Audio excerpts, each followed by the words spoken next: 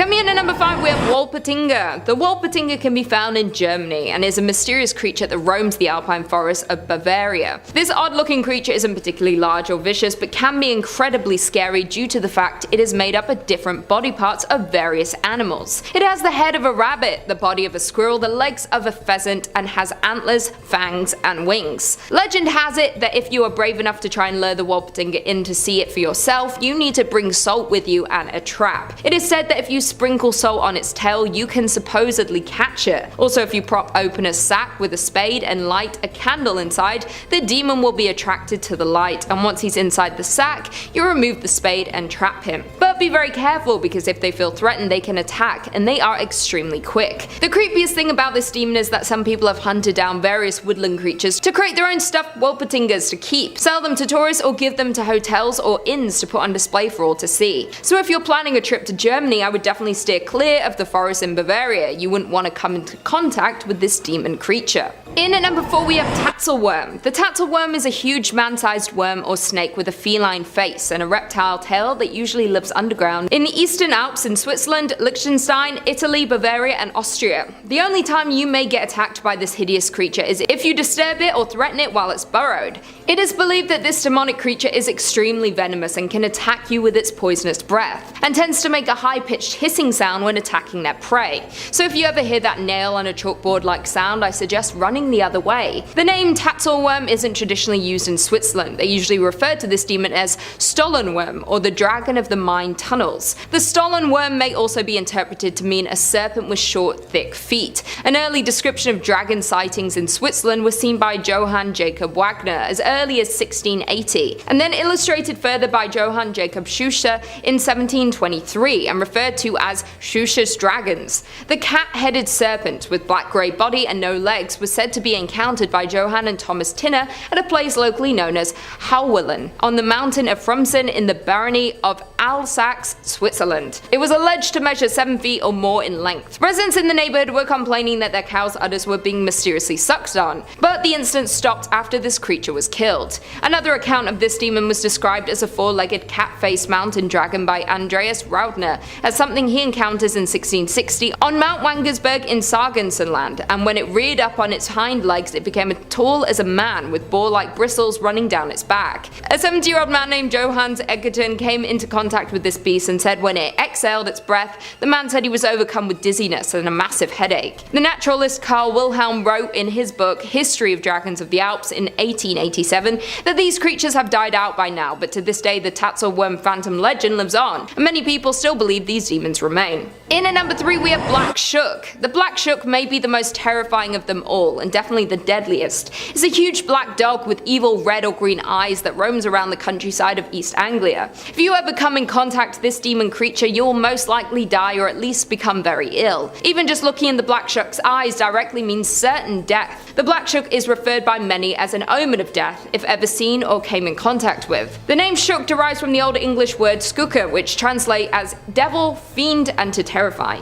In Littleport, Cambridgeshire, it is home to 2 different legends of black dogs, which many believe are linked to the Black Shuck. One account refers to the story of a huge black dog that haunts the area after being killed rescuing a local girl from a lustful friar in pre-Reformation times, while the other story tells of a black dog that haunts the A10 road after its owner drowned in the nearby River Great Ouse in the 1800s. In May 2014, a large dog was excavated at Leiston Abbey by Dig Ventures, and many believe it was the remains of a Black Shuck. Dig Ventures came out and said they don't believe the remains were from the Black Shuck, stating it was only 2 feet tall and was around the size of a mastiff. Carbon dating of the bones indicated the dog was said to be from around the 16 or 1700s. Many people have reported sightings of the Black Shuck, and even to this day locals believe this demon is still roaming around England. One local woman said she had seen the creature one summer morning in the 1950s when she returned home from dance near Cromer. A Suffolk man said he had seen the dog one evening on the marshes near Felixstowe, and another account of a woman who was cycling during the 1930s. One winter night, the woman was riding her bike home after making a delivery when she was was followed by a huge dog, and no matter how fast she pedaled, it seemed to effortlessly keep up to her before suddenly vanishing into thin air. The Black Shook has also been seen many times in pop culture, like in the hit TV show Teen Wolf, the 2019 movie Annabelle Comes Home, the 2020 video game Assassin's Creed, and even referred to in the 1999 novel Harry Potter and the Prisoner of Azkaban. In at number 2 we have Basilisk. The Basilisk is an extremely dangerous being. It is a legendary reptile that is referred to as a Serpent King, who can cause death with a single glance and is believed to be able to breathe fire. This snake-like being is not very big but is highly venomous and can kill in an instant and leaves a wide trail of venom behind. The Basilisk is quite different from a normal looking snake and is named King because it is seen to have a crown-shaped crest on its head. One of the earliest accounts of the demon comes from Pliny the Elder's Natural History, written in roughly 79 AD, where it's described as a monstrous cow-like creature and all who beholds its eyes fall dead upon the spot. The only thing that the Basilisk fears is a weasel. It is the only animal that can face and attack the demon snake, and apparently the weasel's urine is the Basilisk's kryptonite. It can also be killed with the crowing of a rooster, and many travelers would, and some still do, carry a rooster when they venture into areas where it was said that the Basilisk lives. Some people have speculated that accounts and descriptions of cobras may have given rise to the legend of the Basilisk demon. Cobras can maintain an upright posture and are often killed by mongooses, and the king cobra have a crown-like symbol on its head. Several species of spitting cobras have the ability to spit their venom from a distance, often in their prey's eyes, so they have many similarities to the Basilisk. So if you're ever in southern Europe, I would beware of this monstrous snake demon. And finally, in at number 1 we have Balbus. This demon tends to reside in areas of Lithuania and is basically the boogeyman on steroids. It is a dark demon who will come and kidnap misbehave. The Balbus has piercing red eyes, long thin arms, wrinkling fingers, and the most terrifying face. This demon creature stands almost 7 feet tall, and their body appears like a large skeleton covered in black leathery skin. They also have extremely sharp claws and usually pounce on their victims from above. Sometimes they use two-handed weapons, but still have the ability to fight off their opponents with their claws, teeth, and horns. This demon likes to hide under carpets or inside dark crevices of your house before appearing and snatching the child. The Balbus is devious, mysterious, and will stop at nothing to make sure they are victorious in everything they do. Their more subtle sadism and stealth sets them apart from every demon on this list, and they like to capture their targets for later torture as opposed to immediate bloodshed. In many places like Italy and the Eastern Mediterranean, the Balbus is portrayed as a tall man wearing a heavy black coat with a black hood or hat which hides its face. Sometimes parents would loudly knock under the table, pretending that someone is knocking at the door to make their children behave. It is also featured in a popular Italian nursery rhyme saying, "Who do I give this child to? I will give him to Balbus for a whole year." This tactic is used by many parents throughout Europe to make their children who are misbehaving fearful of getting the wrath of Balbus, and in turn making them behave better. Many believe that the popular boogeyman was actually inspired by this demon by the fact that he likes to kidnap during the night, hide in darkness, and frightening children into good behavior. The boogeyman is a term used to instill fear in children, and the Balbus is the most terrifying demon of them all. Number 5 on this list is the Shadow Doll. Whatever demon took up residence in this evil-looking doll was not one that the Warrens were too fond of.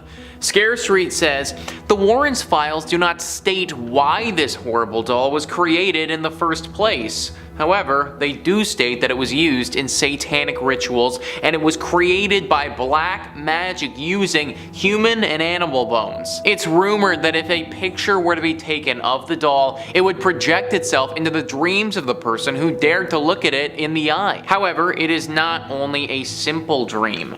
The dream would be so intensely nightmarish that the victims would either suffer from a heart attack or forever be frightened of sleep because of the horrifying looking doll. The files even state that there were a few deaths caused by it. The Shadow Doll was later found in an antique shop, and oddly enough, a couple purchased it. After the purchase, the couple began to encounter the eeriest of nightmares. They later found out that they were experiencing the same nightmares of the cursed doll, and that the husband had scratches all over his back and neck which could only be traced back to the Shadow Doll. Clearly this doll and its capabilities was something the Warrens were very concerned about. It's one thing to be attacked when you're awake and conscious. Let's face it, this happened to the Warrens all the time, and they were constantly having to deal with scary demons coming after them. Obviously, this was never a great time, but it was something that they could handle. Getting attacked while you're asleep, though, that's a completely different animal. You are now being haunted in a world where things won't make any sense. A world where this shadow doll can manipulate the physics and do things that they wouldn't be able to do outside of our heads. It also meant for the Warrens that they wouldn't have one another. They were a team and tackled every single one of their demonic foes as a unit. Getting attacked while you were asleep in your brain meant that the other person, even though they would most likely be lying right next to you, they'd have no idea that you're getting attacked and wouldn't be able to do anything to save you. All of this is why the Warrens had to take this doll and bring it to their museum. This was of course after they performed various ceremonies on it to try and extract the demonic presence. Number 4 on this list is the Amityville Horror House. This is the case, the demon, the haunting, that launched the Warrens to stardom. But don't think that it didn't come at a cost. Pop Sugar says, the demonologists became a household name for the supernatural after their involvement in the infamous Amityville house. The scary elements of this story really began in 1974, when 23-year-old Ronald Defoe Jr., one of the children of the Defoe family, murdered his 2 parents and 4 siblings in their sleep. The house was empty for a year, but George and Kathy Lutz eventually bought the house for a very cheap price of $80,000. The couple and the children only stayed for 28 days after seeing slime ooze from a wall and a red-eyed pig creature among other disturbances. In addition to these occurrences, George saw his wife levitating and said that he woke up at 3:15 every day, the time when Defoe killed his family. The Warrens came in and determined that there were psychic troubles even before the notorious murders. A demon was in this place causing problems. The Warrens knew it, and they had to deal with it. Now, I don't think that the demon can be blamed for everything that went on here. At the end of the day, murder is murder, and I don't want to take anything away from that. But after the fact, this place was susceptible to being haunted, and a demon definitely came in here and haunted it pretty well. It's their most famous case for a reason. Number 3 on this list is the Enfield Poltergeist. The Enfield Poltergeist was a possessive demon who specifically targeted 2 young girls. MovieWeb says, this well-known case formed the subject matter for The Conjuring 2. This case saw the Warrens flying overseas to London, England in order to investigate alleged poltergeist activity in the North London borough of Enfield. Peggy Hodgson, a single parent, had initially called the police after 2 of her 4 children had reported knocking sounds on the walls. Peggy herself claimed to have witnessed furniture moving around with no explanation. This was apparently also corroborated by a police officer visiting the house. Ed and Lorraine Warren were convinced that the events were of supernatural origin and appeared to be predominantly focused around 2 of Peggy Hodgson's teenage daughters, with the girls seeming at times to apparently levitate off the ground. So like I said, a demon who really enjoyed possessing people. These are some of the most dangerous types of demons because you simply don't know who or what to believe anymore. If you're living in a house that's haunted, then how do you know that your dad, for instance, is who he claims he is? How do I know who to trust? Also, I am just as susceptible to being taken over by this creature, and I can't imagine that that's a great time. It's easy to see why Ed and Lorraine Warren were scared by this demon. Number 2 on this list is the Annabelle Doll. One of the most famous demons that the Warrens ever encountered, Annabelle certainly gave the pair many sleepless nights. The story behind Annabelle starts with a girl named Deirdre, who got the doll as a gift from her mother. It was a nice gift at first, but it wasn't long after she had it that she started noticing some weird occurrences. She would leave the doll in one spot, and then when she came home later that day, sure enough, the doll had moved somewhere else. Pretty creepy. This was creepy to begin with, but it gets a lot worse. One day she came home and noticed that the doll was covered in blood. It was at this point where she decided to seek a professional opinion. She sought the help of a medium to get advice. Scare Street says the medium told her about a little girl named Annabelle Higgins, who was once a happy child playing in the fields until her life mysteriously ended. After her death, she roamed the buildings that were built on this field. One night, her boyfriend, Cal, woke up to see Annabelle shocking him. It was awfully strong. Another night, Annabelle had attacked him and left him with 7 bloody scratches on his chest. They decided to contact their local priest, and that was how the Warrens heard their ominous story. The Warrens delivered the victims a shocking truth, saying that there was no Annabelle and it was a mere trick from a demonic spirit which was allowed to manifest the doll after their agreement. The Warrens told them that the spirit was given permission to inflict harm on them, and that if they had remained silent, the spirit would have killed them all within a week or two. They held an exorcism and took the doll with them. Whilst driving though, Ed lost control over the car for a few times, and the priest who had made fun of the doll was killed in a dreadful accident. Disturbed by the doll, the Warrens decided to keep it in a sealed box. This thing almost took Ed Warren off the road and could have ended the Warrens' lives prematurely. Safe to say that they feared this demon a decent amount, I think. And finally, number 1 on this list is the Conjuring House. The famous Ed and Lorraine movie was based on fact, folks, one of the scariest run-ins the pair had with the demon. MovieWeb says the house in question, located in Harrisville, Rhode Island, is said to be haunted by the ghost of a woman alleged to be a witch. The commonly accepted story states that the woman killed her son and herself in order to haunt any future occupants of the house. The Warrens' investigation took place in 1974 when they made repeated visits to the property in order to investigate reports of a malevolent entity capable of lifting beds, whilst also filling the air with the reek of rotting flesh. This particular was of course the basis of the first film in the series, The Conjuring. While Ed Warren had already passed away during the production of the movie, Lorraine Warren served as a consultant on the project. Of that long ago investigation, she admitted the things that went on there were just so incredibly frightening, it still affects me to talk about it today. Literally, Lorraine, when she was alive, was still affected by the things that went on in this house. It's no wonder that Hollywood saw this as a prime opportunity to make a movie and rake in the money.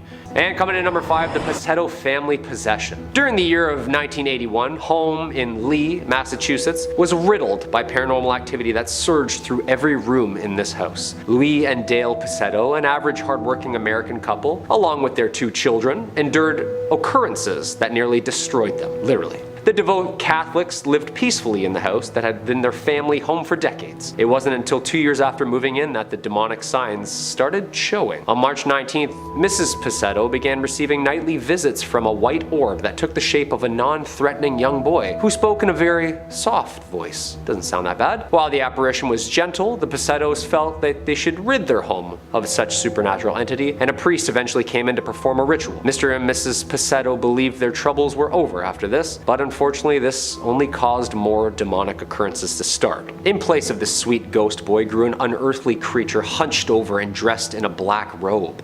Scary. Mrs. Paceto claimed that the specter would say vulgar and nasty things, growling, saying it called itself the Minister of God. It wasn't just the verbal attacks that were happening, however, no. During the sleepless nights, Mrs. Paceto claimed that she suffered claw marks both on her back, stomach, breasts, and face after being dragged around the bedroom. Mr. Paceto attests to this and said that he watched in horror as the bed levitated above him, Mrs. Paceto on it. Terrifying, dude. Refrigerators were ripped from walls, metal bookcases turned over to the floor, and in one case, a crucifix was even yanked from the hand of their 14-year-old son. The Pacetos reached out to medical professionals for help, but they rejected their experiences, calling them exaggerated. It wasn't until Mr. and Mrs. Paceto turned to professionals Ed and Lorraine Warren, self-proclaimed demonologists, that were called to help. The Ghostbusters themselves. As the founders of the New England Society for Psychic Research in the 50s, Mr. and Mrs. Warren devoted their life to the supernatural. When the Warrens visited the Pacetos, they instantly detected signs of paranormal activity pulsing from the home. In a description eerily similar to the film Poltergeist, which came out the following summer in '82, Mrs. Warren says that she saw many small ghost lights move around the room until they combined to create a towering, shadowy figure. A priest was brought in to perform the ritual. The basement apparently then filled with smoke during the exorcism, and when the ritual was complete, the Warrens deemed the house clear of evil. The Paceto family moved back in and reported no further activity since. And in 2004, the family moved out and on and left this once haunted house for someone else to deal with. I understand. Number 4, Elizabeth Knapp. The possession of Elizabeth Knapp, October 30th, 1671 to January 12th, 1672, is a unique and weird one in the aspect that it was approached from a more scientific aspect than religious, and being of that time, somewhat of a new methodology. Knapp's father was the servant at a household of Samuel Willard, a prominent reverend in the Church of Groton. When Elizabeth Knapp, a member of his own household, began to show signs of demonic possession, Willard took a carefully and yet scientific approach to the situation, which was rare for the 17th century Puritan. After these scary events took place, they could provide no explanation for her episodic fits. He declared that it was a case of possession. Throughout the entire process, he notes in his journal, Knapp seemed to have most violent fits when Willard was present beside her. Willard states that Knapp at first began to complain of pains in her body. She would grab certain parts of her body such as her legs or breasts and would scream out, talking about feelings of strangulation. She would even sometimes laugh to the point of hysterical fits, weeping or screaming out. Hallucinations followed shortly after the outbursts, and on many occasions she claimed to see two people constantly walking around her bed. Strange claims like this constantly seeing men floating above her bed as well. This happened particularly at night, including some convulsings on the ground. Willard then documented on the night of November 2nd, 1671, Knapp made a confession of meeting up with the devil. Uh-oh. The old sign at the crossroads deal, huh? She stated that for 3 years the devil had been meeting her, promising her money, youth, and the ability to see the world. She then claimed that he had presented her with a book of blood covenant, which was signed by other women as well. And on the night of November 28th, in which she had a fit lasting for 48 hours straight, she was in a coma state until she made the pact with the devil himself. Witnesses document strange, deep voices and animal sounds coming from her. After Willard stopped entries to his journal, things get a little messy. It has been a historical mystery what happened to Knapp, as we are still unsure to this day exactly what remained of her. Was she tried and hanged for witchcraft, or simply disappeared on the promise of seeing the world? You tell me. Number 3, like father, like son. Duxbury, Massachusetts. 2021, huh? A 19-year-old man is charged in the death of his father. Apparently the boy told police that he was baptizing his father at a Massachusetts pond to exorcise out his demons. Okay, modern times call for modern solutions, I guess. And this one, a modern weird one. Jack Callahan, the 19-year-old kid, choked back tears in court as he listened to prosecutors describe the moment divers pulled the bloated body of his father, 57-year-old Scott Callahan, from a Massachusetts pond, lifeless. The young man told investigators that he and his father went to the pond around midnight after he picked up his father from a Boston bar. He says that his mother did not want the intoxicated ex-husband of the family home that night, as he had been acting somewhat strange lately. After conversations from the son and father, Jack, feeling helpless and confused about his situation, tried to take matters into his own hands. He is now facing a murder charge in relation to his father's death and is still under investigation. Both the prosecution and defense say Scott Callahan had a long history of substance abuse and suffered from the aftermath of traumatic brain injuries, and that from overuse of medicinal drugs might have taken the man's mind. According to Jack at the pond, his father became combative with him, punched him repeatedly in the face, claiming that he had not been in control of his own body, and was assured that his father wasn't really aware of what he was doing in the moment. The 19-year-old then decided to baptize his father in an attempt to exorcise the demon, which resulted in drowning him. That's a hard one to swallow. It's also got some biblical feel to it, you know? Father, son, bonding over paranoia. Scott Callahan was found in the water about 50 feet away from the shore in the pond, short time after the baptism and attempted exorcism happened. He was taken to the hospital where he was pronounced dead. There is an open investigation on this one still, and the young man is sticking to his story. What do you think? Possession? Number 2, Warren, Massachusetts. This New England tragedy was apparently what laid out the structure of the Conjuring movies. I'm terrified just reading that, and I guess we're gonna find out why. 11-year-old David Glatzel was only 10 when he reported beginning having hallucinations and delusions. From around 79 to 82, the boy's suffering worsened, causing severe trauma in the family. According to his family, efforts by Catholic priests and others to relieve the boy of what they said were multiple demonic possessions. Multiple.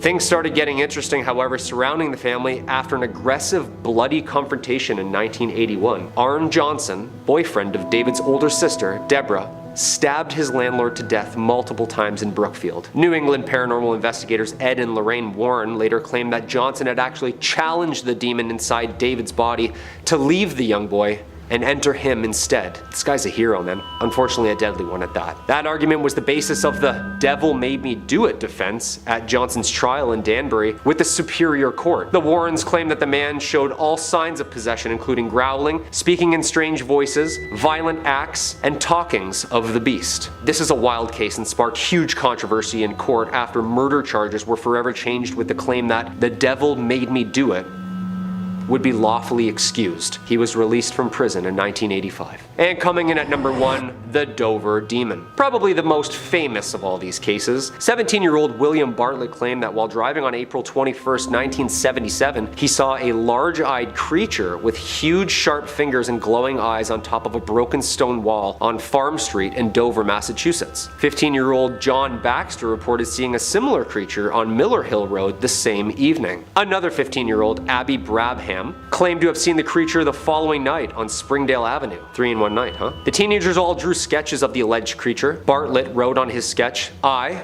Bill Bartlett, swear on a stack of Bibles that I saw this creature." And according to the Boston Globe, some suggest that the creature may have just been a large foal or moose calf. Nah, definitely not. With wings and fingers like that, I don't think so. Police told the Associated Press that creatures reported by the teenagers were probably nothing more than a school vacation hoax. I don't know. It's been about 45 years since the sightings of the creature that came to be known as the Dover Demon, and still remains one of Massachusetts' truly great mysteries and one of the world's great cryptic cases. Number 5 on this list is the Jinn, an ancient demon whose main method of attacking people was to trick them. History Collection says the Jinn, or Jinn of Arabic and Islamic mythology, closely matched the original classic daemon or demon. Neither good nor evil, the Jinn were supernatural spirits born of smokeless fire long before the creation of humanity. The Jinn were spiritual beings, formless shapeshifters with magical powers, who are ranked somewhere between humans and angels. They were not immortal and humans could kill them. However, a long lifespan compensated them for these disadvantages. In Persian mythology, the Jinn had their own land, Jinnistan, whose capital was the City of Jewels. However, the Jinn also haunted the human world, with favorite places of residence being the desert as well as rivers, wells, and even marketplaces. In this sense, they are very much like the Roman Geniloshi spirits of place, and it was customary to ask the local Jinns permission before drawing water or even traveling into alien territory. If they appeared before humans, the Jinn could appear as animals, monsters, or people. Whatever form they took, people could quickly identify them by their flaming eyes, which were also vertical rather than horizontal. This unusual attribute gave the Jinn a sinister appearance that married well with some of their more suspect traits. For although the Jinn could be helpers, they were also known to be malicious tricksters. In the worst scenarios, they would raise storms and cause disease, insanity, and death. Islam teaches that every human has an evil Jinn whose sole purpose is to tempt its human opposite into evil. This reputation for malevolence is compounded by the fact the chief Jinn, Iblis, is also known as Azazel, the Islamic devil. So yeah, I don't think summoning these guys is the best plan. You could literally release a massive disease on your whole city or something like that. Also, you need to be extremely mentally stable and strong to not get tricked by these evil things into doing something that you don't want to do. Speaking as a pretty gullible individual, this would really not be a good idea for me. Number 4 on this list is the Yaoge. Unless you want your literal life force to get eaten, I wouldn't summon these demons. History Collection says the Yaoge, or strange ghosts or strange devils, were mythical Chinese demons who, like the Asura, desired immortality and godhood. They included in their number animal spirits such as the fox spirits and fallen celestial beings. However, even though they acquired their powers through the practice of Taoism, the Yaoge cared little for the balance between light and dark. They were firmly on the dark side and would stop at nothing to achieve their goals of deification. They believed they could accomplish this goal by consuming the life force of holy men. One tale of the Yaoge appears in the 16th century Chinese novel Journey to the West. The story tells of the pursuit of the holy man Yao Xiang by Bei Guzhong, or White Bones Demon. However, unfortunately for Bei Guzhong, Yao Xiang was traveling in the company of Sun Wukong, or the Monkey King. The company first encountered the evil spirit disguised as a young girl searching for food. However, the Monkey King saw through the demon's disguise and drove it off with his staff.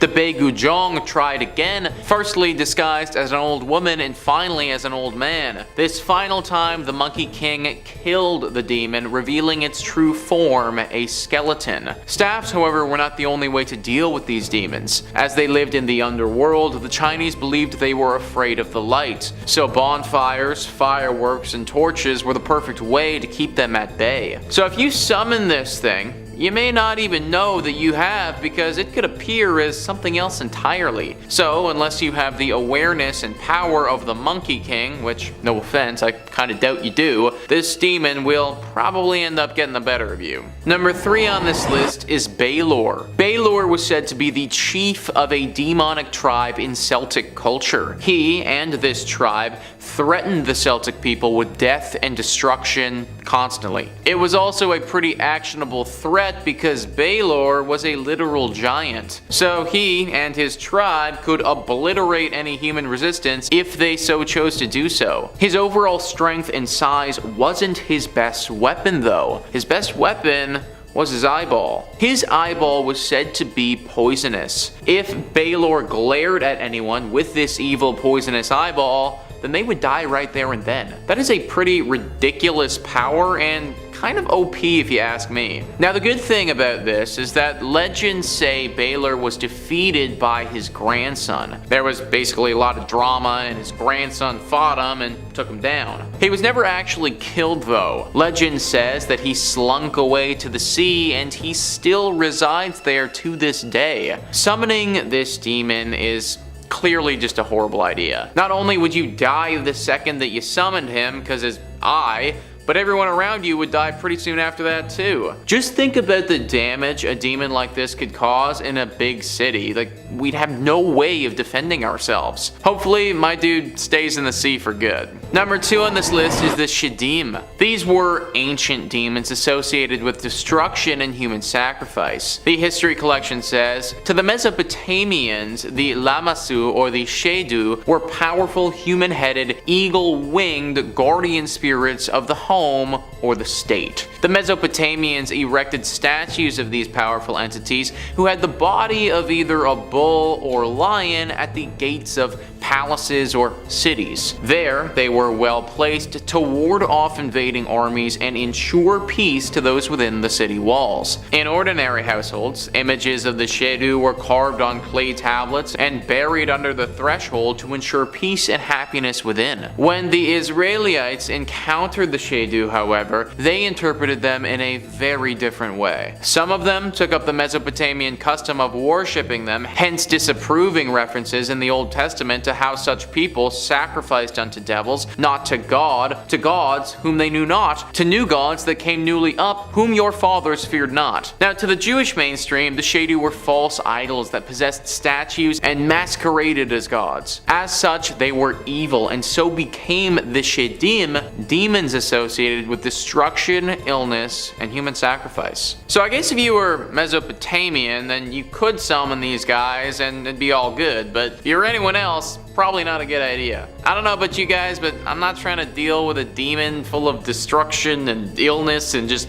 don't want to handle any of that. So no thank you, not trying to get sacrificed today. Number 1 on this list is Allah. So instead of reaching for a Nature Valley bar, this demon would grab the occasional child when she was hungry.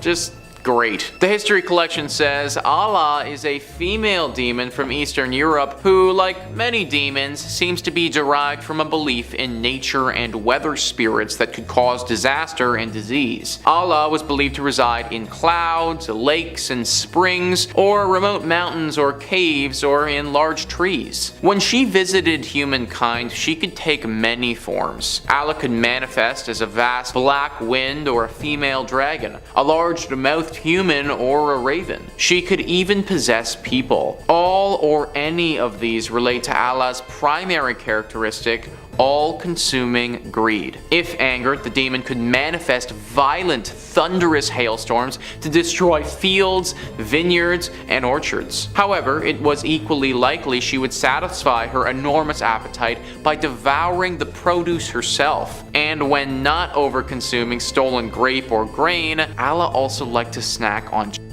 her greed was so insatiable that she also periodically tried to eat the sun and the moon, therefore causing eclipses. So not only could you or your get eaten if you summon this thing, but you might also cause the entire world to end if this demon decides that she's hungry enough to chow down on the sun for good. Also, how big would this demon need to be if she was about to eat the entire sun? Like, that doesn't even make sense to me. Either way, never summon this demon because the human race could literally be at stake if you do. Number 5 on this list is El Coco. El Coco is a demon that is said to specifically go after children living in South America. This is a story that is told to children all over the continent to ensure that they go to sleep when they're supposed to. Villains Wiki says, Coco is a monster who exists to enforce taboos and ensure that children sleep when told.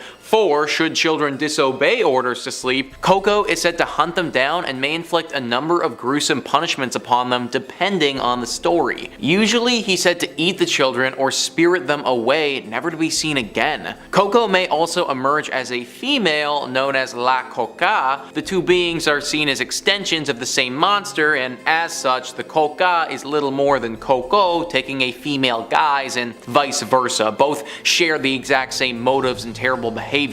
While a force of punishment, Coco is also an opportunist and is said to outright kidnap and devour any disobedient he can find. This is seen as further proof that children should mind their manners and always obey their elders in case a lurking Coco happens upon them misbehaving and captures them for a nightmarish fate. El Coco, El Coca, really doesn't matter which one you get because they're both gonna destroy you if you're a and you disobey your parents. Now, this is probably just a story told by parents to frighten their children into doing what they want them to do. But if there is some legitimacy to this, then this is by far one of the worst demons in South America. To kidnap and kill little for not going to sleep when they're supposed to is pretty horrible. If I was a kid and I heard this story, I'd be so scared to go to sleep on time that I probably wouldn't be able to fall asleep on time. Thank goodness I grew up in North America and didn't have to deal with El Coco. Number 4 on this list is La Viridita. This demon is specifically out here hunting for the men. Max Gax writes, this is a common tale across Latin America, including Argentina. La Viridita is known as the Black Widow. She's said to be a beautiful woman, veiled and dressed in black from head to toe, who walks in the streets after midnight. She tries to get drunk men to her house.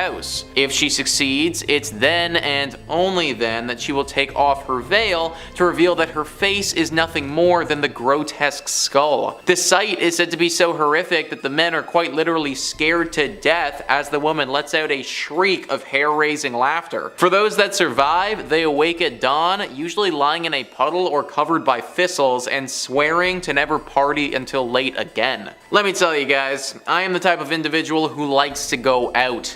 In fact, I do it most weekends. If I was several beverages deep and some pretty lady takes her face off, that's it folks, I'm done. There is literally no more Nicholas Playlog after that. I have no idea why this demon does what it does, but it means that every Argentinian gentleman had better be on the watch for something like this when it flips over to 2 AM at the club. Also, no one has any idea what the thistles are doing there or why you're covered in a puddle. So clearly something pretty terrible happens after you pass out with this demon as well. Probably something that I don't even want to know about. Number 3 on this list is La Cocana. La Cocana, believe it or not, is a barn animal. Yeah, we're looking at a demon who is literally a barn animal here, folks. Pepe's Chile writes, in this Chilean legend, a woman deceived her family by being a housewife during the day and a witch at night. She would use potions to turn herself into various animals and play while her family slept, then use another potion to turn herself back into a human when morning came. One night, she forgot to make sure the children were asleep and they saw her turn into a sheep. As she ran off to play, the children wanted to imitate mutate her and turn themselves into foxes. When they couldn't turn back into children, their cries woke their father. Seeing what had happened, the father threw all the potions into the river in a rage.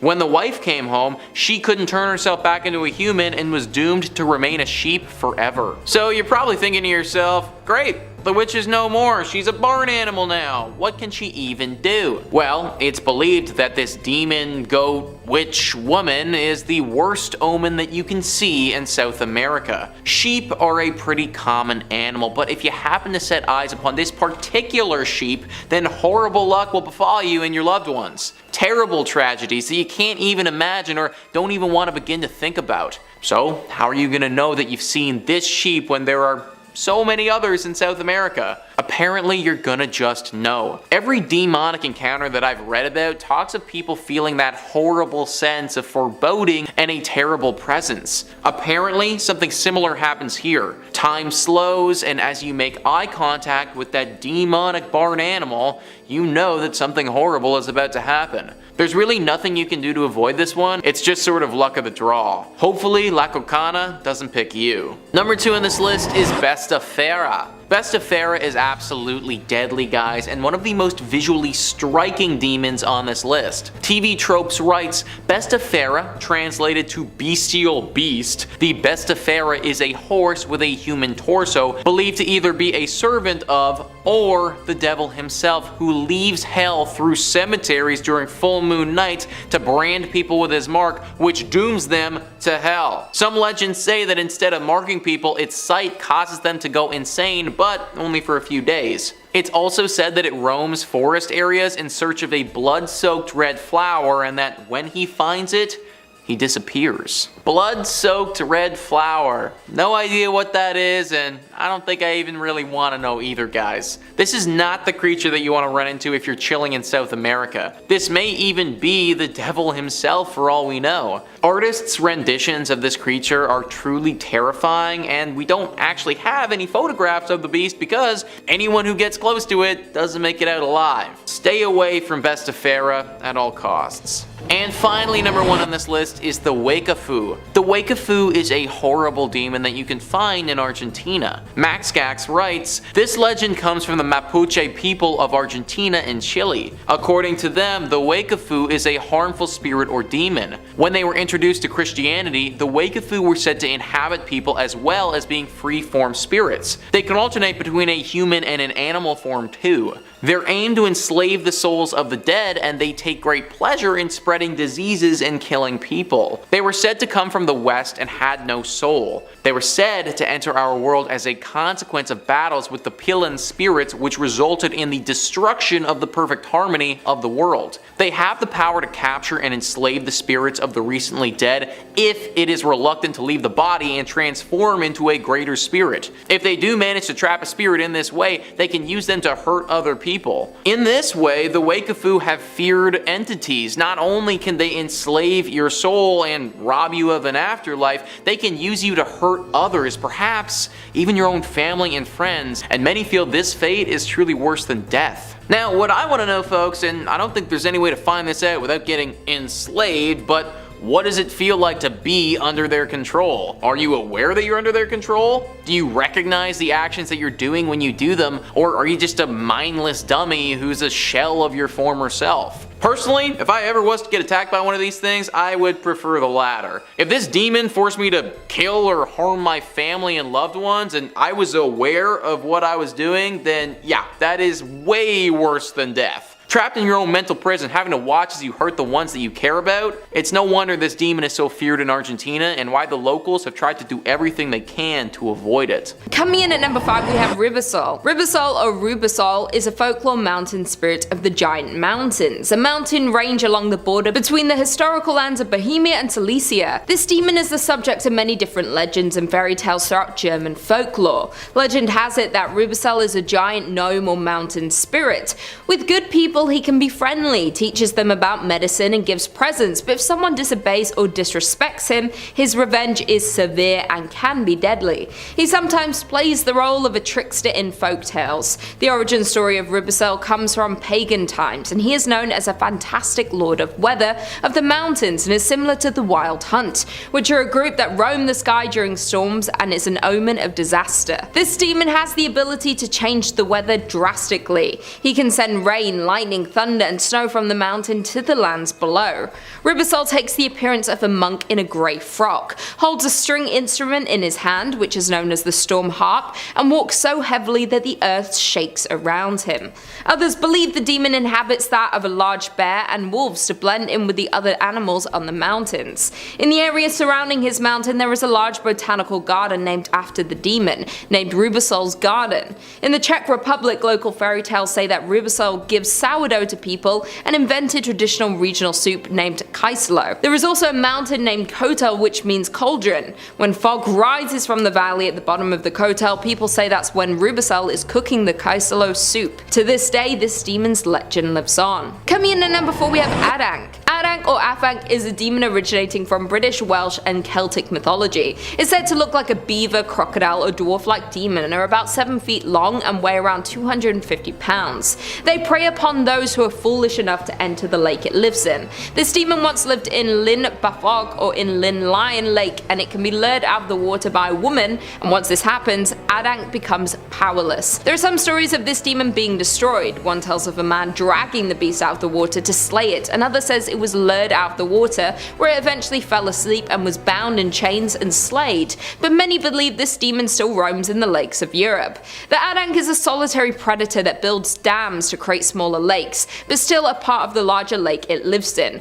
Once they find the right place for a habitat, it's their territory and theirs only. Anything that comes near the lake or the adjoining rivers becomes this demon's prey. The Adang hunts its prey by floating just under the surface of the water, waiting for its next meal to approach, and when it does, they attack with a bone-crushing bite. And once they have their prey in their mouth, the Adang then drags them under the water and goes in for the kill. They wait for the prey at their most vulnerable and takes advantage of that. Like a beaver den, the Adang's lair can only be accessed from below the water's surface, but is truly hideous sight because they use the remains of its victims for decoration of their habitat, and the stench of decay lingers all around the demon's lair. According to many historical writings between 1382 and 1410, it describes the mass destruction of Adang and how he can cause massive flooding, and one time in particular, the floods caused all the original inhabitants of Britain except for Dwyfyn and Dwyfach, who went on to find a new race of Britons. This demon is recognized by many throughout Europe and the world and is mentioned in many different books and TV shows. In at number 3 we have Picolas. Picolas is a demon from the ancient inhabitants of Prussia, described as an angry and evil spirit, with the appetite for human blood. Picolas and Patalo were gods in the pagan Prussian mythology worshipped by the old Prussians. Most researchers believe both these gods were the same person, and were in charge of the underworld and the dead. This demon was first mentioned in 1418 by Bishop of Warmia in a letter to the Pope and chronicler Simon Grunau. In a letter to the Pope and chronicler Simon Grunau, who provided more details about Picolas. According to Simon, Picolas was one of the 3 gods portrayed on the flag and coat of arms of King Wideruto, and worshipped in the temple of Ricciotto. He appears to look like an old man with a white beard and white headdress. He was scary and ruthless god of the dead. This demon would haunt and taunt the living if they disobeyed the pagan priests or buried the dead without proper sacrifices to the gods. Many other medieval writers believe in Simon's descriptions of the demon. In another writing, the Sadovian books, it mentioned 2 beings, Picolas, the god of hell and darkness, and Picolas, airborne spirit or devil. The same bear is also found in the church decrees of 1530. Many believe these 2 demons mentioned are just extended descriptions of Picolas. Caspar Heinenberger and later authors attempted to reconcile the accounts provided by Simon Grunau and the Sadovian book. In the 17th century, Christoph Harknock and Matthias Pretorius testified that people still believe in this demon, and many believe Picolas is in fact the devil. In at number 2 we have Bifrons. Bifrons is from the Earl of Jinnistan, with 6 legions of demons under his command. He teaches sciences and arts and has knowledge of of gems, woods, and herbs. This demon has the ability to change corpses from their original grave into other places, sometimes putting magic lights on the graves that appear like candles. He first appeared as a monster but then changed his shape into that of a man to blend in with earthly people. Bifrons was originally the Roman god Janus and is often referred to as so. In ancient Roman religion and myth, Janus is the god of beginnings and transitions, also of gates, doors, passages, endings, and time. He is also well versed in astrology and planetary influences, as well as geometry, herbology, mineralogy, and botany. He is usually depicted as having a monstrous appearance along with two faces, due to his ability to look into the future and the past. The Romans named the month of January in his honor. Janus presided over the beginning and ending of conflict, and hence war and peace. The doors of his temple were open in a time of war and closed to mark the peace. As a god of transitions, he has functions pertaining to birth, journeys, and exchange. Janus had a major presence in religious ceremonies throughout the years and was ritually invoked at the beginning of each one and heavily honored on many different occasions. Bifrons is mainly in charge of moving bodies from one grave to another, while hellish demon Muma takes over the souls. Accordingly, Bifrons has 26 legions of Jinnistan's army under his command and is the 46th spirit of the 72 Solomon imprisoned in a brass vessel. And finally, in at number 1 we have Krampus. One of the most popular demons coming from Europe is Krampus. He is a horned half-goat, half-man beast who terrorizes children throughout the Christmas season who have misbehaved. Assisting St. Nicholas, the pair visit the children on the night of December 25th each year, and St. Nick rewards the well-behaved children who have been good all year with gifts, while the badly behaved ones on the naughty list get a visit from Krampus and receive punishment from him.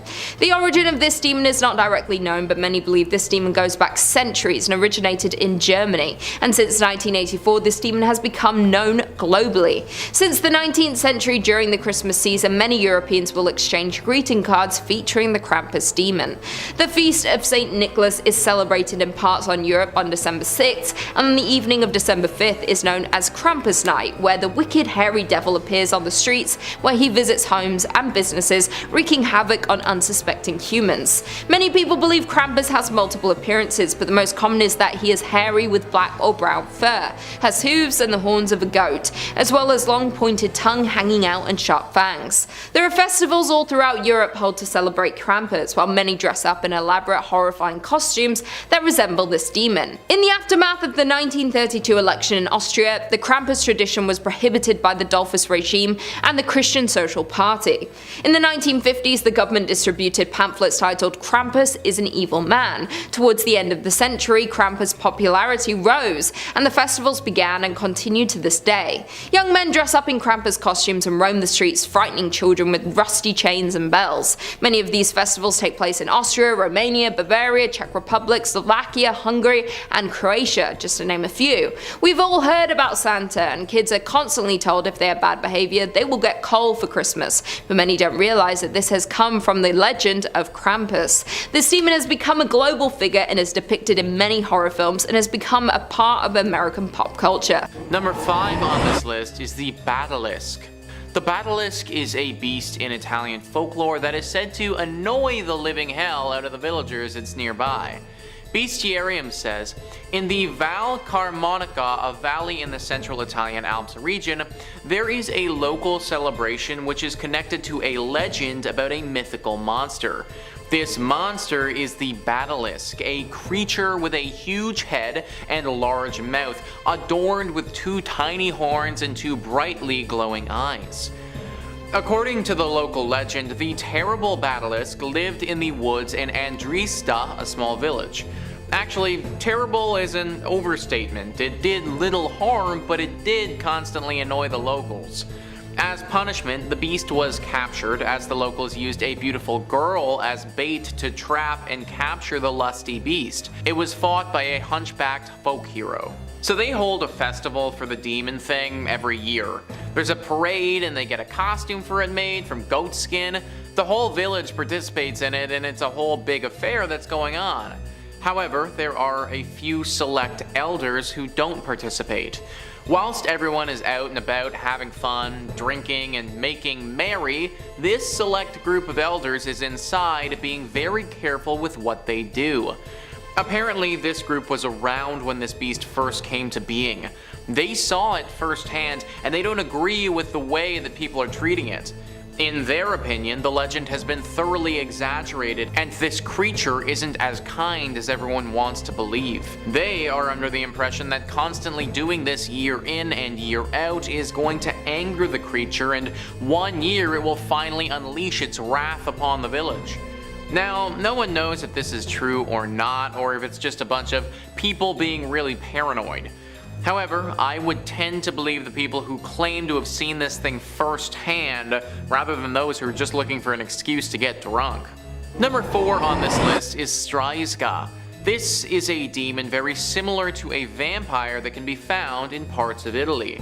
Wikipedia says a Streiska is a usually female demon somewhat similar to vampires in Slavic and especially Polish folklore. People who were born with 2 hearts and 2 souls and 2 sets of teeth, the second one barely visible, were believed to be Streiski.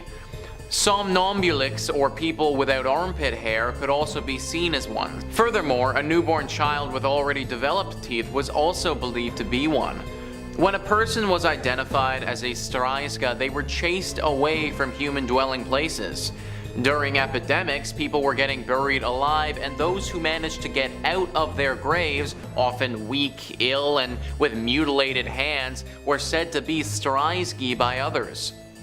It is said that Streiski usually died at a young age, but according to belief, only one of their 2 souls would pass to the afterlife. The other soul was believed to cause the deceased Streiska to come back to life and prey upon living beings.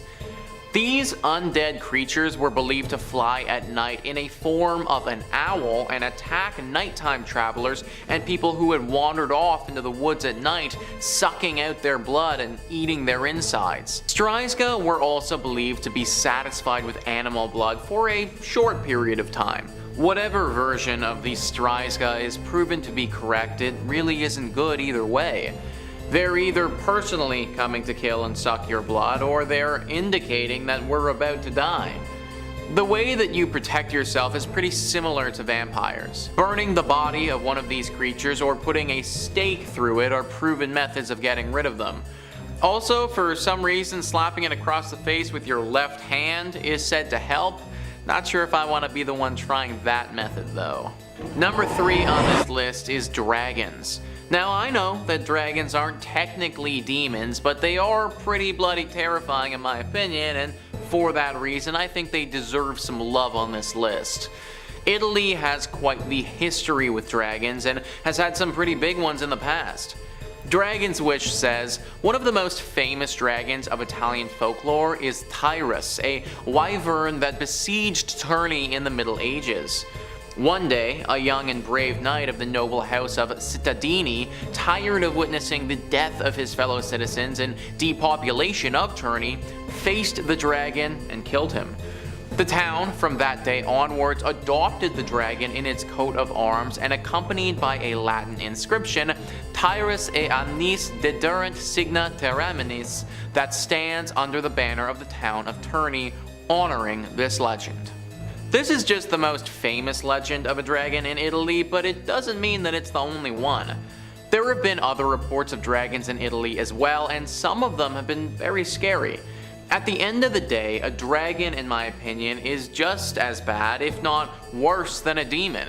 If I had to go one-on-one versus a dragon or a demon, I might try my luck with the demon, guys, because there's no way I'm going to be able to survive the dragon. Number 2 on this list is the Osoro. This creature is an evil serpent living in one of Italy's big bodies of water, and it's said to be a servant of the devil. Yaoge writes, meet Osoro, Italy's own Loch Ness monster. According to Italian folklore, Osoro lives in Lake Como, which lies 30 miles to the north of Milan and is one of the deepest European lakes. In November 1946, 2 hunters claimed that they saw a huge animal resembling a reptile swimming in the lake.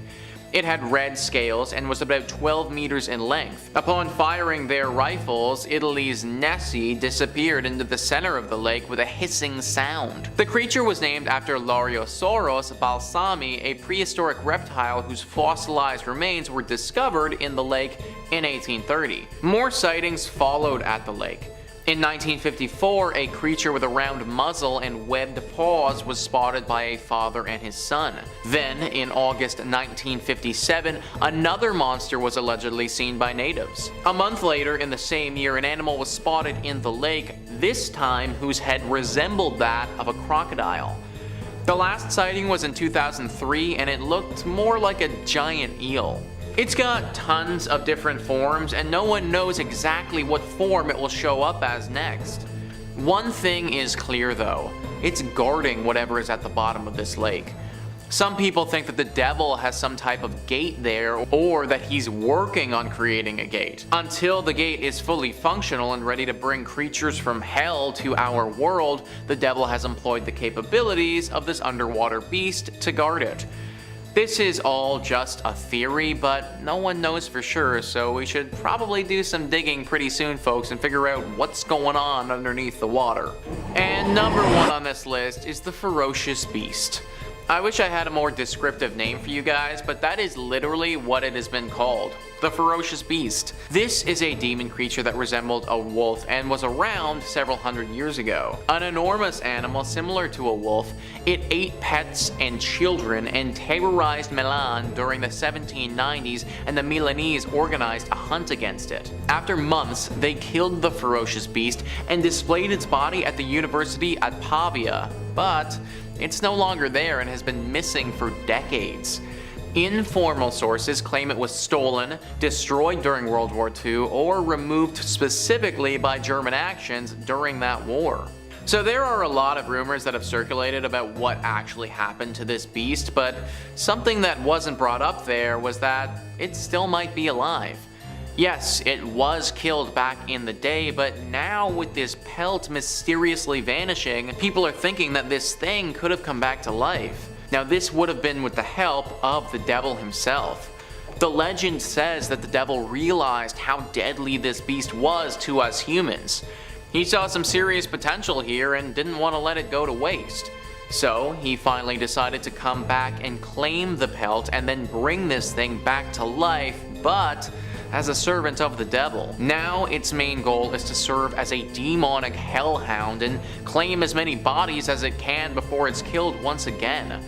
Although killing it a second time is going to be a lot harder, considering now it has demonic abilities to go along with it. Coming in at number 5, we have the Villa. The Villa are Eastern Europe's nymphs or mountain fairies who can be found living in hills and mountains. Some versions of folklore claim that the Villa live up in the clouds, but throughout history these creatures are almost always spotted in the wilderness in all versions of folklore. These mysterious creatures are believed to have power over the wind, and they are credited with causing windstorms that can wreak havoc on the surrounding communities and urban structures. Those who claim to have seen the Villa say that they appear as beautiful women who sparkle in dresses made of leaves and flowers, while others claim they are ghost-like creatures wrapped in long cloaks or rich blue robes. Unlike many of the creepy creatures who haunt the forests and homes of Eastern Europe, the Villa are beautiful and feminine, but don't let their appearance fool you. While many believe they are helpful creatures, many people throughout Europe claim they are destructive and use their appearance for their gain. They are known to tempt men to dance with them, then rob and kill them, and then hide their bodies in the clouds or throughout the dense wilderness. These demons are incredibly strong and powerful and are known to end the lives of men who defy them or break promises. You will know that you are in the territory of the Villa if you see deep rings in the grass. This is the sign that the Villa has danced in one spot. It is said that treading on the rings will bring bad luck, so avoid them at all costs if you ever discover them in the woods. If you're planning a trip to the Eastern European area, I would definitely avoid camping or anything to do with the woods, due to many demons living and lurking in the forests around Europe. Many locals like to leave peace offerings for these demons. Things like ribbons, fruit, cake, flowers and vegetables are often left on the hills where lighting is known to strike. When locals want to venture into the woods, they hope that these peace offerings will bring them luck and keep them safe from the villas. In at number 4 we have Nekalave. The Nekalave is a horse-like demon from Arcadian mythology that combines equine and human elements, originating from the Orkney Islands in the Northern Isles of Scotland. Also has the origins in Norse mythology and British folklorist Catherine Catherine Briggs called it the nastiest of all the demons of Scotland's Northern Isles. This demon's breath was thought to wilt crops and sicken livestock, and the creature was held responsible for droughts and epidemics on lands even though it's predominantly a sea dweller. This demon could cause mass destructions for the locals across land and sea, which is why many believe it to be the most terrifying of all the demons throughout Europe. A graphic description of the Nukalave as it appears on land was given by an islander who claimed to have come in contact with the demon, but many accounts describe the details of the creature's appearance as inconsistent. Many believe they have many similarities to other sea monsters. This demonic creature is destructive to many humans and the environment, but it's believed throughout the summer months it is kept confined by the Mither o' the Sea, an ancient Orcadian spirit, who is the only one that can control the Nukalave. Orcadian folklore has a strong Scandinavian influence, and it may be that the Nukalave is a composite of a water horse from Celtic mythology, and a creature imported by the Norsemen. As with malevolent entities such as the Kelpie, it possibly offered an explanation for incidents that islanders in ancient times could not otherwise understand. This demon has terrorized the sea and land throughout Europe for centuries, and according to Orkney resident and folklorist Walter Trail Dennison, Nukalave means the devil of the sea. Many people think this demon is only able to thrive in the waters but can in fact roam the land for some time. According to an encounter with this demon, on land it appears to have the torso of a man which is attached to a horse's back. It has no legs but large arms that can reach the ground. When it's back in the water, it is unknown what it looks like specifically, but it resembles a large, hideous sea creature. In at number 3, Kosti. Kosti is often given the nickname of the Immortal or the Deathless and comes from popular Russian folklore. The story goes that a spell is cast on a man which prevents him from being killed. He hides his soul inside nested objects to protect it. The origin of this demon is unknown but contains elements from the 12th century pagan leader Khan Konchak, who is recorded in the Tales of Igor's campaign. Over time, a balanced view of the non-Christian human Khan, who dates back to the 12th century but may have been slightly distorted by Christian Slavic writers. By the 18th century and likely earlier, the legend of this demon had been appearing in Slavic tales. This demon has the ability to cast sleep spells on their foes and can only be broken by playing on enchanted gusli. Depending on the tale, he has different characteristics. He may ride a 3- or 7-legged horse, may have tusks or fangs, or may possess a variety of different magic objects like cloaks and rings. It is positive though that this demon possesses many magic powers, making humans frightened of coming in contact with this demon. The humans who are the most scared of this demon are young women, because he tends to menace women with his magical powers. There are various versions of the Kosti demon and have been made into terrifying fairy tales all over the world in places like Greece, Albania, Croatia, Serbia, Hungary, and Lithuania. Many people who are soon to be wed are terrified that their soon to be wives will be taken or killed by Kosti, so many of them stay hidden with their beloved until their wedding day to ensure the safety of their soon to be wives.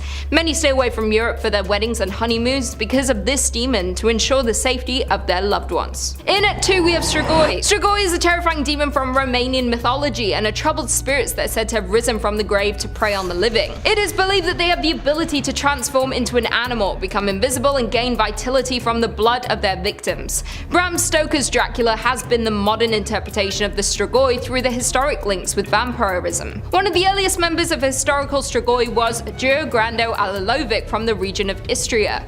This villager was believed to be the first real person to be labeled as a vampire because he was referred to as a Strigoi.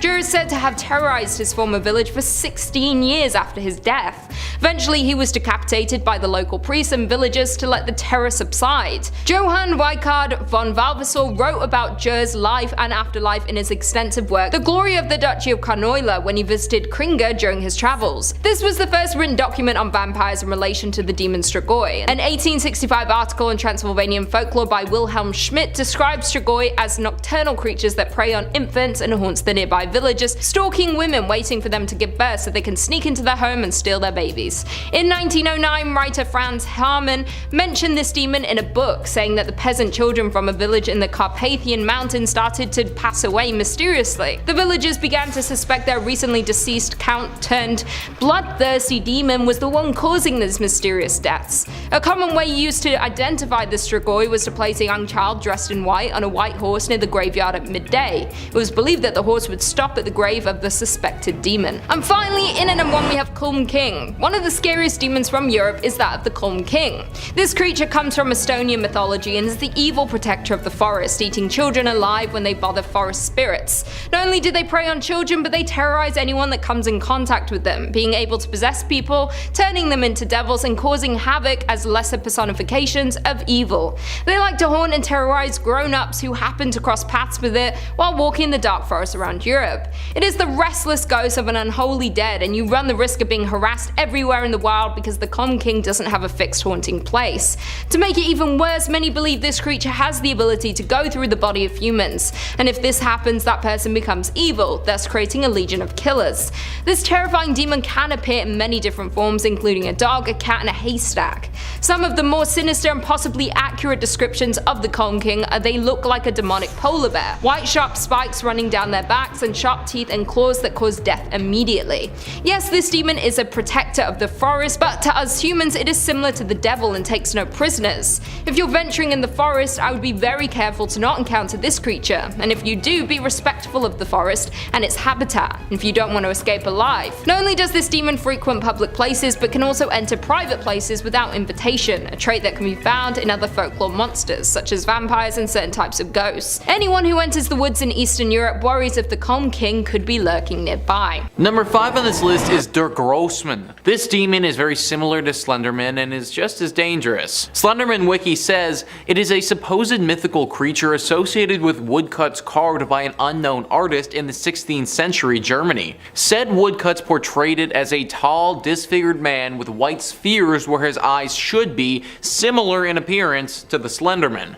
Der Grossman was commonly described as a fairy of the Black Forest who abducted bad children that entered the forest at night and would stalk them until they confessed their wrongdoings to a parent. The appearance of this demonic creature makes people believe that it could be related to Slenderman in some fashion, like a dark and twisted cousin or something like that. However, it seems as if Der Grossman is only native to Germany, or at least the forests there are the only ones where reported sightings have been. Be very careful if you end up walking around in a German forest by yourself. Number 4 on this list is the Werewolf of Moorbach. Just that name, the Werewolf of Moorbach, sounds super menacing, like a scary creature out of Lord of the Rings or something like that. This is no fantasy fiction though, this is a real legend. Europe Diaries says, a soldier running away from the Russian army with some other deserters stopped at Wittlich on his way to Alsace, his home. They wanted to grab some requirements from a farmhouse they spotted, but ended up killing the farmer and his sons on getting caught. The farmer's wife is said to have cursed the soldier so he would turn into a beast every full moon. Eventually, the news spread of a violent beast and the folks of Moorbach were successful in killing him later. A candle burnt always at the spot where he was buried as a reminder and warning. However, one night in 1988, the candle went out and the officers at the US Air Base at Moorbach apparently saw a huge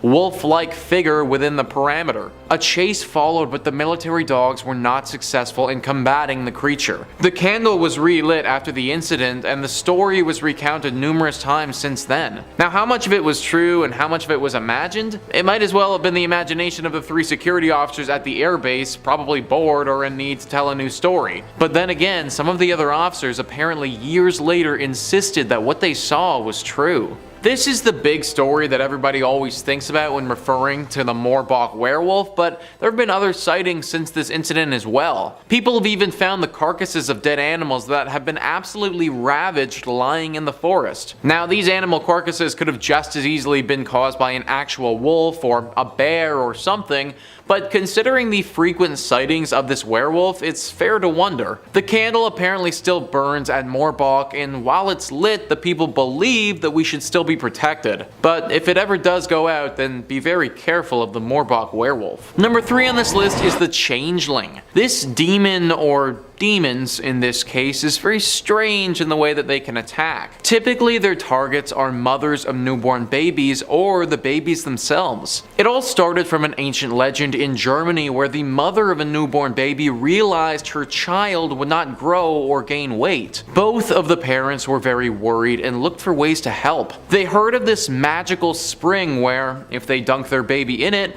it will either heal their child or their child will die within 9 days. Considering their child would die anyways if its growth was continued to be stunted, they really had no other choice than to try the water and hope that it healed their baby. The mother left with her child, but while she was walking to the spring, her child on her back grew heavy. She turned around to look at it, but it was no longer her baby. Where her child once was a grotesque demon creature that resembles nothing from this planet. She panicked and threw the demon thing into the water she was nearby. At that point, she thought that her baby was dead, that she had inadvertently killed her child by throwing that possessive demon into the water below. But when she returned home, she found her child happy and healthy with its ailment cured. So in all honesty, I don't really understand how this demon operates. How is it possible for her baby to have been with her, then change into a demon, but then reappear with no demon at her home? It's possible that maybe this demon creature can assume the form of newborn children, and that's what happened here. Maybe the creature assumed the form of her child, tricked her into bringing it with her on her journey, but before it could attack, was found out. Comment down below your thoughts on the changeling and how it actually operates. Moral of the story though, if your kid turns into a grotesque beast thing, then there's probably something wrong with it. Number 2 on this list is Lorelei. Lorelei isn't your typical scary looking dark demon. This creature is far more cunning and hides her hand for as long as possible before she strikes. Culture Trip says, according to German folklore, atop a steep rock on the Rhine River there once lived an exquisite nymph named Lorelei. She dressed in white and wore a wreath of stars in her hair. Not only was her physical beauty astounding, but the siren sang a song so haunting and hypnotizing that no sailor could resist her aura. Enticed by her song, legend has it that no sailor who tried to reach Lorelei ever returned. Instead, they would meet their final fate by crashing against the dangerous rocks. Today, a statue of Lorelei watches over the treacherous stretch of water near Sankt Gorhausen. So many lives have been lost to this alluring call that Lorelei makes. Why she is doing this, what caused her to be there, or if she even is an actual demon are all questions that we don't know. I tend to think that anybody who sings to people hypnotizing them and then murdering them falls into the demon category though, but I truthfully don't know her exact origins. It's also hard to get an exact description of what she looks like as nobody has really been able to see her up close and lived. Just know that if you hear some mysterious melodic singing when you're in Germany, don't go near it. And finally, number 1 on this list is the Marksman Demon. This is one of the most famous stories in German folklore and involves the literal devil himself. Fluent U writes,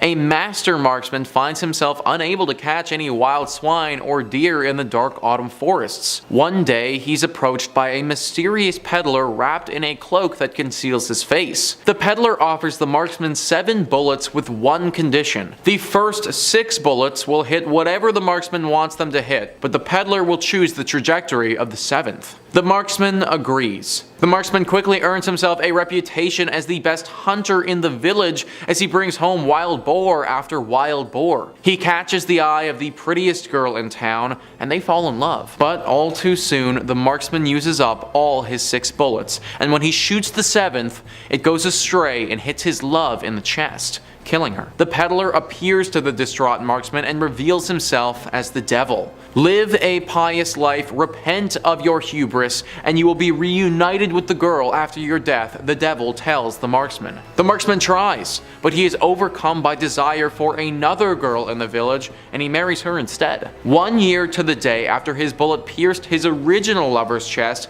he is riding in the forest when he comes across a clearing where skeletons dance around cold flames. One of the skeletons, the girl's, waltzes with him all night, and the next morning the villagers find the marksman and his horse dead at the edge of the forest. I'm not sure what my guy was thinking by accepting those initial 6 bullets, guys. Also, how on earth could he think it would be a good idea to use them on deer? Like, you'd think that if you got a bunch of magical bullets that will hit literally any target, you save that stuff for things like demons or even the devil himself. Or just shoot 5 of your 6 magical bullets and then you never need to fire the 7th deadly one. I don't know, guys, I feel bad that the devil decided to pick on him, but I think that my dude could have played his cards a little bit differently in this one. Anyways, at least we know for sure that the devil can in fact be found in Germany. Number 5 on this list is the Lacanon. These are tricky demons, and if they approach you, then you need to be very wary. Wikipedia says Dalacanons are a race of elf-like creatures in Philippine mythology. In Visayans, they were believed to be handsome and beautiful creatures that resemble nobles and monarchs of the pre-Hispanic Philippines. They dwell on Dalakit trees, hence the name Dalacanon, which literally means from the Dalakit or Dakit tree. This mythological race exhibits sexual dimorphism, the men having light-colored skin and very dark hair, and women having bronze-brown skin and brown hair. Stories say that they have leaf-shaped pointy ears, depicted in modern times as gothic, like tall, handsome males and beautiful females. They dress in fashionable manner, live in the haunted house-like mansions, and try to fit in with mortal people. Some believe that the only way to Dalakit, their dwelling place, is by entering the Dalakit trees. These creatures abduct people and take them back to this world.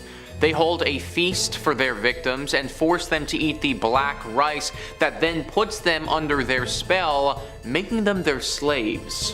So that sounds like the actual worst. You get taken to their mystical land and then forced to eat this rice, which, I mean, I can only imagine is gonna be something really gross, because then it makes you their slave. My question is, what the hell does becoming their slave even entail? Like, what is this world that I now live in, and what is it that I have to do here? I guess I'm in some evil elf-like hell or something, but that doesn't really sound like a great time. The biggest problem with this is that you need to be super vigilant, or else it's very likely that they could get you. If you don't notice those pointy ears, then that could be game over, guys. Number 4 on this list is the Amalanhig. The Amalanhig are sort of like the Philippines version of a zombie. Myths and folklore says, in the Philippine mythology, the Amalanhig or Maranhig are flightless aswang that came back to life after death. They rise from their grave after failing to pass their power to a relative. Upon rising from the grave, these Amalanhig lurk in the woods and live as bloodsuckers. At night, they go to nearby villages to prey on the residents using their sharp, pointed tongue. Aside from the Amalanhig of Aswang origins, some deceased humans could also turn into Amalanhig. These are people who died with unfinished business or were murdered and came back for revenge. The Amalanhig with unfinished business are relentless in pursuing the persons they have chosen to fulfill their goals. Avenging Amalanhig tickle their victims to death while sucking their life force. According to one legend a long time ago, before the Spaniards came to the Philippines, a chieftain ordered his priestess to create an army of warriors that couldn't be killed. These immortals were created by killing ordinary men and encrusting their bodies with dark soot, putting a strange pebble in their mouths and doing other rituals. After 3 days, they came back to life, but they were mindless, walking corpses that only died after accomplishing their task. They had me right up until I learned that they tickle their victims to death. Like, don't get me wrong, I still do not want to run into something like this, but I guess it's just hard to be scared of something that's gonna tickle me to death. The whole sucking my life force thing, yeah, that sounds like the worst. I don't want any part of that. But tickling? Really? We couldn't have come up with any other way of murdering people, guys? Number 3 on this list is the Pugot. I get serious Stranger Things Demogorgon vibes with this next demon creature.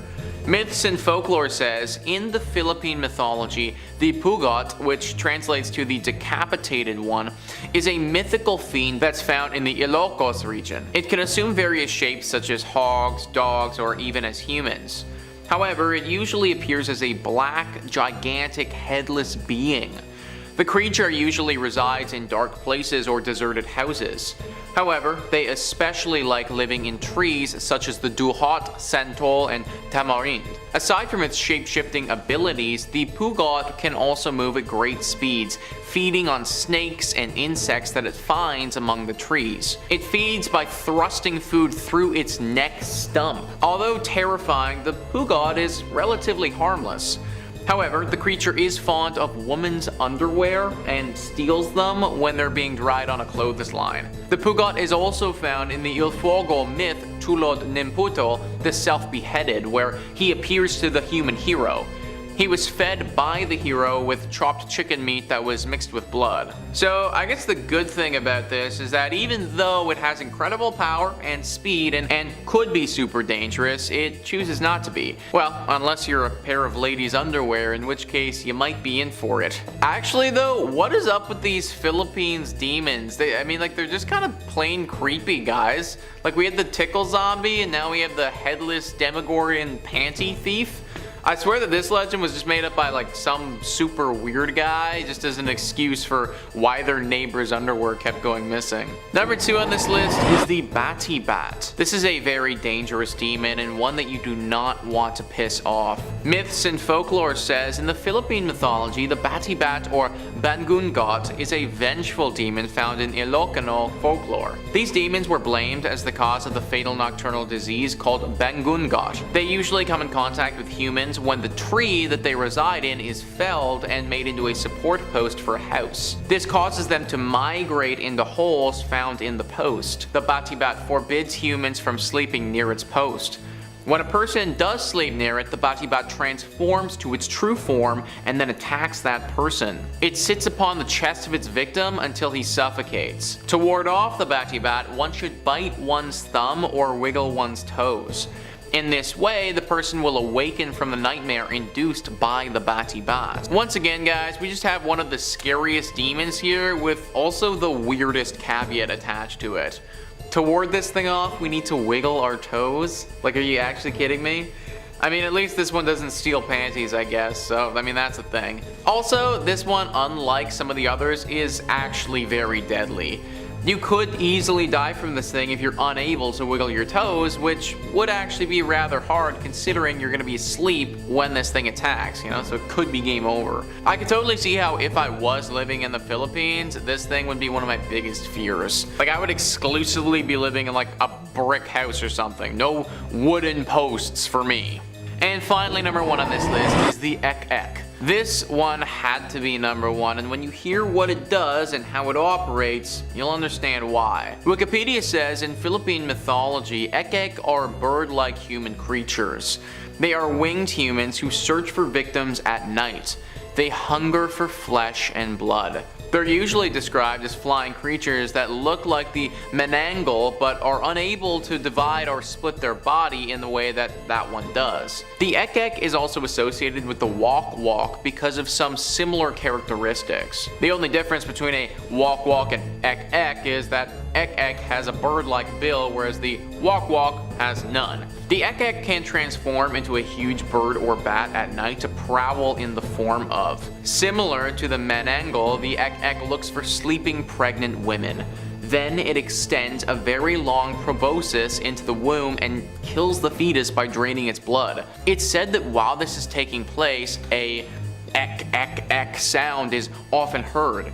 The Ek fools people into thinking that it's far off in the distance by producing a faint sound when it's actually really near. What the actual heck, guys? Most of these other demons are derpy dudes looking for underwear and tickles, but this thing? This is for real. Fetuses and blood draining and just, no, I don't want it. How on earth does the Philippines grow in population with these things roaming around? I'd be too scared of having this thing come attack in the middle of the night. And tons of people feel the same way. Many rituals and services are done to try to ward off these creatures. I hope that some of these work, because if they don't, the consequences could be dire. Number 5 on this list is Father Urbain Grandier. Father Urbain Grandier was born in 1590 in France and lived until 1634. He became a priest in the town of Loudun in 1617 and was a priest right up until he was burned at the stake in 1634. That's right guys, Father Urbane Grandier's story takes an ugly turn when he's linked to making some serious deals with the devil. Urbane had some negative rumors start to circulate around him in 1629 when he was being accused of sleeping around with a lot of women. It was even thought that he was the father to a son of a married woman, however that was never 100% proven. The slander surrounding his name reached an all-time high when in 1632 allegations of demonic possession started to form. A group of nuns began having very strange and vivid dreams with Urbane appearing in them. They also started acting very funny and not feeling like themselves. It all started with Mother Superior Jeanne d'Agnes. It's written that, unfortunately for the tortured nun, no amount of penance kept her dreams at bay, and soon the other nuns followed in her footsteps.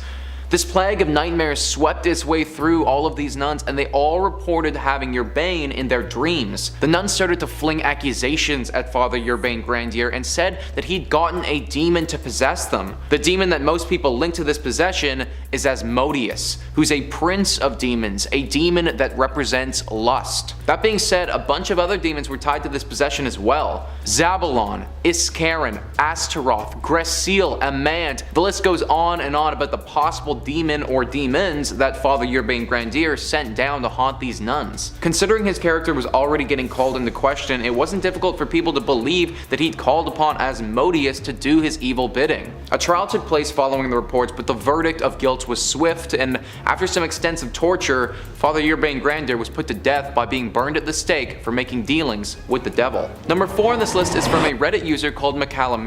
They tell a very interesting story of how their friend got possessed by a demon in a newly purchased house and the ramifications of that. I think they do a good job telling this story, so for the purposes of this video, I'm going to quote their post. When I was in high school, my friend moved into a farmhouse. That house had a barn and a basement with stairs that led to nowhere. The previous owner killed himself in the barn because, and they put this in quotations here, the resident told me to. When moving into this house, my friend would never step into the barn. Not once would she even walk towards it. We thought it would be fun to have a seance because we were young and stupid. We had the candles and everything.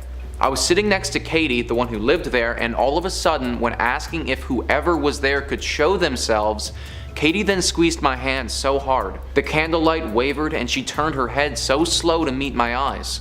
What she said I will never forget. "Let's go to the barn. Someone's there who wants to talk to us." I let go of her hand and stood up. My other friends there turned on the lights and she blinked at us.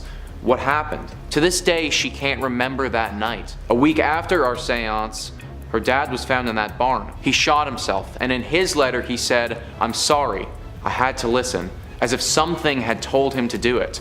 This is a true story. It could have been coincidences back to back, but it will always scare me. So that's a really interesting story, and it reminded me of a tale that we talked about on this channel previously.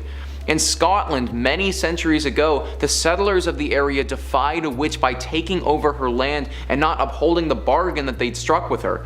They eventually went on to kill her. This caused this witch to haunt the area, and most specifically the barn that was there. Now, we don't know where this place was, and I would find it an overwhelming coincidence if this happened to be the same Scottish barn, but I wouldn't be surprised if a similar story is what caused a demon to haunt this place. Sadly, I couldn't find out exactly who the demon was in the place the Reddit user described, but it's possible that it has been there for hundreds of years, preying on anyone who enters its lair. Number 3 on this list is the demon Dagon. This demon was prevalent in possessing people during what we call now the Louveniers possessions. This was a series of demonic possessions that occurred at the Louveniers convent in 1647. In this instance, 18 separate individuals claimed that they had been possessed by a demon. This all started with 18-year-old sister Madeleine Bavent. She was the first victim of these demonic possessions and was the first one to come forward about her story. Up until that point, her life had been very hard and she was often mistreated growing up. If what she claims was actually true, then that mistreatment carried over into her adulthood as well. Father Thomas Boule was the current leader of the convent and succeeded Father Mathurin Picard for the title. Father Mathurin Picard had died earlier that year. However, it was said that both men were responsible for having demons possess these nuns, with Father Picard's spirit being present during the proceedings. It was reported that these two men took Sister Madeleine Bavent to a witch's sabbat, and when they were there, married her to the devil and had him perform sexual acts with her. This was accompanied by the disembowelment and murder of 2 other men that were present at this ritual. Madeleine referred to the devil as Dagon and said that that was the name that he had given to himself. After Madeleine came forth, so did a bunch of other nuns as well. The count finally got up to 18 of them who had come forward, and they all told a similar tale. There were also reports of these nuns speaking in tongues, contorting their bodies, and levitating, just as somebody might if they were possessed by a demon. Public exorcisms were held, and the entire town showed up to watch as these nuns were exorcised of the demons that had been forced upon them. Father Thomas Brule was in the thick of it now, and there was nothing to save him from being burnt at the stake. However, it's also interesting to note that Madeleine Bavent was also sent to the dungeons to live out the rest of her days. I'm not really sure the logic behind that decision, considering she was the victim of Father Thomas Brule and also the demon Dagon, but I guess they did things differently back then. Number 2 on this list is the demon Riga. This story comes from another Reddit user. They say that they don't remember any of it, but this happened to them when they were only 2 years old. Apparently one evening this person, when they were only 2, was lying awake in bed and they started screaming at the top of their lungs. Now this isn't completely uncommon for a 2-year-old to do, but what happens next is, I'm going to quote their post here as they say, "I got off the bed and started running in circles while screaming and crying in terror. It was not a nightmare since I was awake, and I was not playing nor demanding anything since I was just scared out of my mind. Nothing like this had ever happened before. I was the only child in the house. This went on for some random time at night and until dawn. It would only stop at dawn. I did this every single night, non-stop, for 6 months." End quote. Now that is definitely a strange thing for a 2-year-old to be doing, and quite demonic if you ask me. The parents knew that this was a big problem. Their child would claw and bite at them whenever they tried to calm him, and they weren't sure how to handle it. Eventually they decided that going to a priest was the right thing to do, but even they couldn't find the answer. They apparently visited as many priests as they could, but still the problem persisted. That was right up until one priest, while performing a ritual on this child, managed to extract some information. It turns out that our Reddit user was possessed by a demon, and that demon's name was Riga. They couldn't get a whole lot more information, however they did learn that Riga was an inhabitant of not only the child, but also the home. The parents understood exactly what this meant, and wasting no time at all, they moved houses. This clearly was the problem, because the second that they got to a new residence, the demonic possession of Riga ceased, and their baby, our Reddit user, was calm. Sometimes these demons will only possess us for a time, and when they get what they want, which in this case was for these people to leave their house, then they'll also leave. Number 1 on this list is the demon Balberith. This demon was rampant in possessing people in the Aix-en-Provence possessions. Similar to some of the other cases that we've looked at today, this pandemic of possessions made its way through a convent of nuns. Clearly, these nuns really had it rough during the early 17th century. The first report to come out came from Madeleine de Demandaux. She was an aristocrat who joined the Ursuline convent at Marseille in 1607. It wasn't long before she'd reported to the Mother Superior that she actually had an affair with Father Louis Goffardy, who was also at that convent. The Mother Superior was obviously shocked at this news and thought it best to remove Madeleine and send her to Aix. This was to get her away from Father Goffardy and distance her from the scandal. It was when she got to her new location though that she started to notice the symptoms of demonic possession. In 1609, Madeleine started to exhibit all of our classic telltale signs. This included convulsions, foaming at the mouth, speaking devilish languages, reacting strangely to religious paraphernalia. These symptoms spread like a disease to all of the other nuns that were close to Madeleine, and similarly to my other entries on this list, you immediately had a bunch of nuns that were now demonically possessed. These nuns were hit hard with these demonic possessions as well, with a lot of them speaking a voice that wasn't their own. The church responded swiftly and started performing exorcisms as best as they could. Most attempts though were unsuccessful. However, it was during one of these exorcisms in 1910 that Father Goffardy's name was thrown into the mix. Madeleine claimed that he seduced her and brought her to a demonic ritual. This ritual was used to summon the demon Balberith, which then possessed Madeleine. Other nuns started to make the same claim, and soon Father Goffardy's name was completely run through the dirt. During a session of torture, he confessed to the crimes and was sentenced to death. This case of a demon possessing a group of nuns was the first one in France and set the precedent for the other two that I've previously spoken about.